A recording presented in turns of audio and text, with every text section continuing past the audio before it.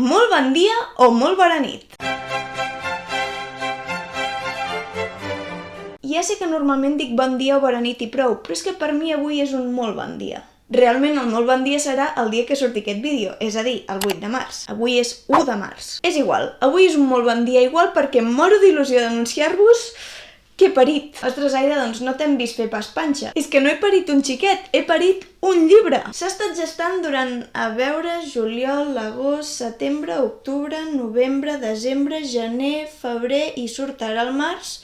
Per tant, 9 mesos, doncs pràcticament com un embaràs. En nom de Pompeu Fabra. Manual de català per guanyar tots els debats lingüístics de sobretaula. El títol i el subtítol ho diuen pràcticament tot. He intentat crear el manual de català més punk de la història. És que mireu-lo per dintre, és puto preciós. Quan ja estava acabant-lo d'escriure em va donar per engegar la gravació d'un videoblog sobre totes les fases per les quals estava passant el llibre, i per les quals estava passant jo com a autora, i per les quals estava passant la meva salut mental i xuminades d'aquestes. Com que aquest blog és força llarg, parlem de més de 50 minuts de vídeo, he decidit que l'aniré traient a trossos. Cada dia a partir d'avui em penjaré un episodi aquí a YouTube. Així podreu fer el tafaner i saber més coses de la meva vida i de la vida de En nom de Pompeu Fabra.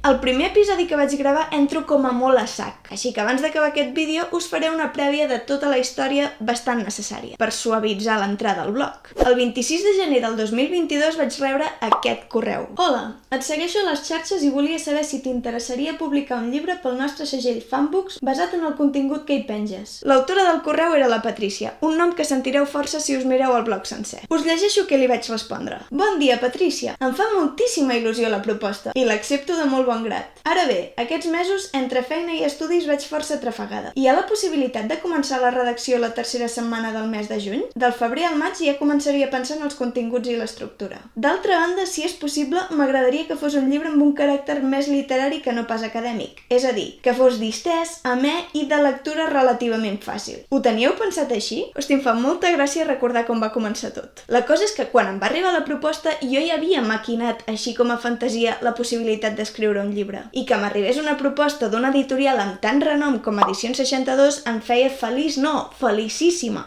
Arran d'aquests correus ens vam reunir amb la Patrícia i em va fascinar adonar-me que ella tenia dintre del cap la mateixa idea de llibre que jo. I ara, amb el llibre a les mans, us corroboro que el projecte que teníem en ment era el mateix i s'ha materialitzat tal qual. La Patrícia va accedir a esperar que comencés la redacció a finals de juny. I així va ser. Tan aviat vaig acabar el màster i el vídeo del llenguatge no sexista em vaig posar mans a l'obra. A escriure, a esborrar, a tornar a escriure, a tornar a esborrar... Però en aquestes qüestions ja hi entro al blog, així que m'aturo aquí i ja ens veurem demà. Ah, i que sapigueu que podeu adquirir el llibre a pràcticament totes les llibreries. I si el voleu comprar per internet, us deixo a la caixeta de descripció un enllaç perquè ho pugueu fer. A reveure!